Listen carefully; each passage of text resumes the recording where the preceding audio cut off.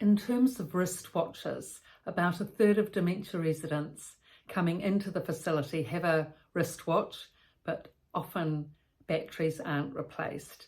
But from a dementia resident's perspective, having the time on their wrist with a watch is very important because it gives them perspective, it gives them orientation, and they can then work out what's coming up and be prepared for what's coming up. Because in dementia facilities, there's not many clocks about, and often where the dementia residents are sitting in the lounge, there's no clock in eyesight. So they don't know what's coming up or when, unless they ask a staff member who's going by. But that's difficult because they're often busy and they haven't got time to be telling the residents the time all the time. So if your mother or father has a wristwatch to refer to, it's both a help for them and also the other dementia residents who want to know the time. It's a great service to be able to ask someone the time, and it's a social situation where it actually promotes conversation. If you've got a wristwatch and you're finding communication quite difficult, but someone asks you the time and you can give them the time and say, well, it's 11:45 or nearly lunchtime, and then the rest of the group finds out that too, nearly lunchtime, not long till lunch, that's actually a good piece of information, the town crier type information. Because when people are hungry, you want to know when the meal coming up is going to happen.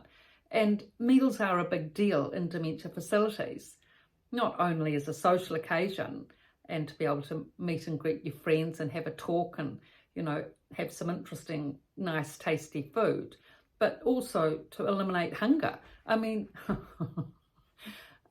residents are fed well generally, and in the dementia units I've worked at, the dementia residents are fed well. They're good meals, and there's certainly a big range. But in between, it's 4 or 5 hours between meals, which is quite a long time, especially if you're a person that's enjoyed snacks in between meals and maybe not like to eat, lots of elderly people don't like to eat a big meal. They just like to eat a small meal, but they like to snack in between. But really, there's not that chance in a dementia unit. There is, of course, morning and afternoon tea, so you get a small bit of muffin or half a slice or triangular sandwich or something, but it's a very small amount of food. It's not really, for many people, it's not enough to sustain for 4 or 5 hours. So therefore, if you're feeling hungry, you like to know the time for when, how much longer do I have to wait before I can eat my lovely, delicious lunch? And if you do know the time, you're much more likely to be able to tolerate that situation or prepare for it or, work it out so that you can pace yourself. Whereas if you don't know the time, it could be any amount of time that you've got to hang out before you get your meal. And it's a stress in a sense.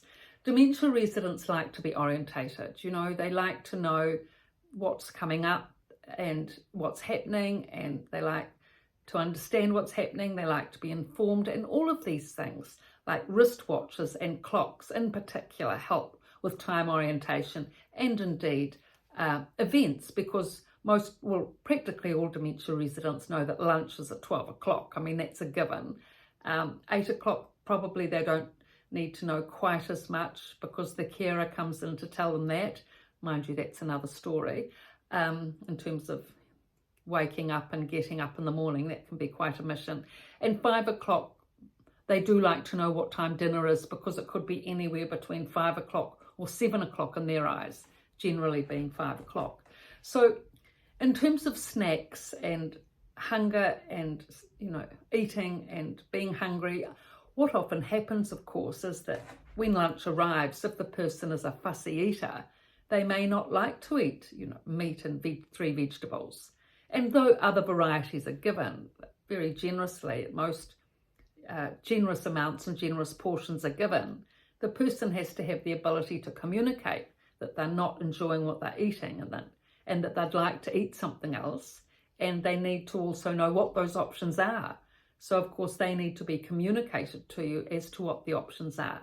And staff try their best to explain all this, but it's extremely busy at mealtime when you're serving meals for 30 people, main meal and dessert and drinks, and having to help feed some residents and help them with drinking, you haven't really got a lot of time to talk about options or food options.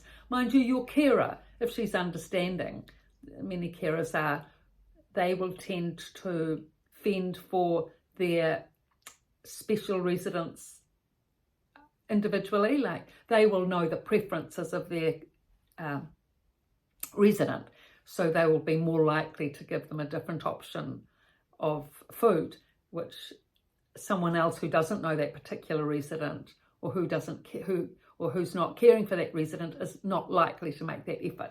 So there's many nuances within the situation. And some carers are very good. They're very good with food, with meals, with understanding what residents like, especially those long-term carers who have been in dementia facilities for 5-10 years and understand expressions and interests and needs of dementia residents. They pick up on it all quickly. Whereas if it's a new staff member, it's a lot to absorb and understand, and food nuances aren't really part of the equation for them. But what a relative can do is, it's often a good idea to come in for meals, maybe once a week or once a month, or however suits you. Sunday lunchtime's always a favourite for relatives to come. Often a roast dinner, a special event is made of that. And then you can see what the food preferences are and what, your mother would like. But in terms of the watch, back to the watch, if you can get a watch, keep the watch's battery going and functional. That is the main thing for your mother. Her favourite watch, just make sure that the battery is in place every few months or however often it has to be replaced.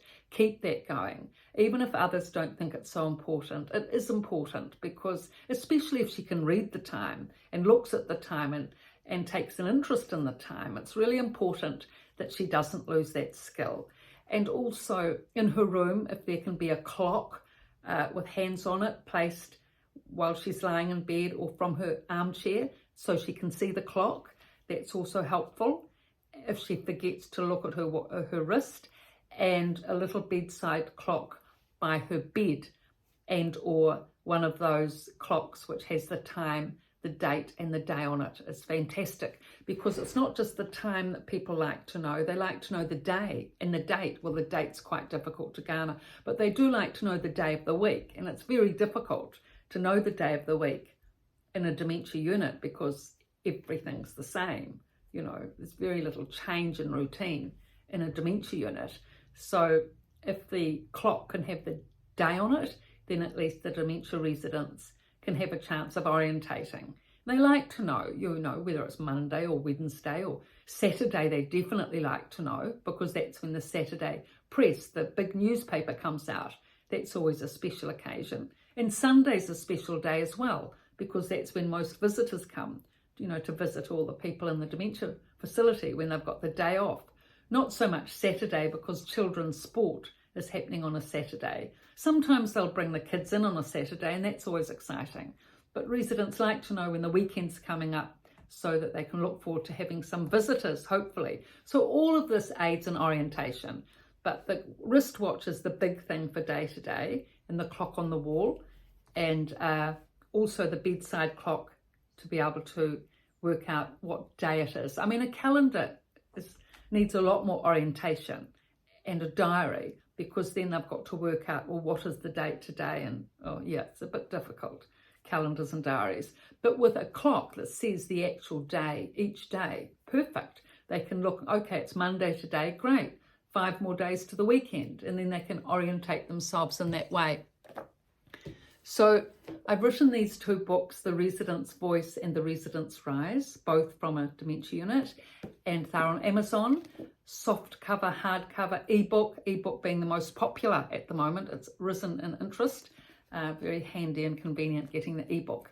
And thank you for those of you that are purchasing the ebooks, because they're sort of, going up in interest at the moment.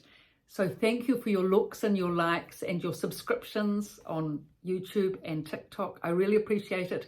And your comments. Keep the comments coming, because I'm very interested and happy to answer those. Thank you.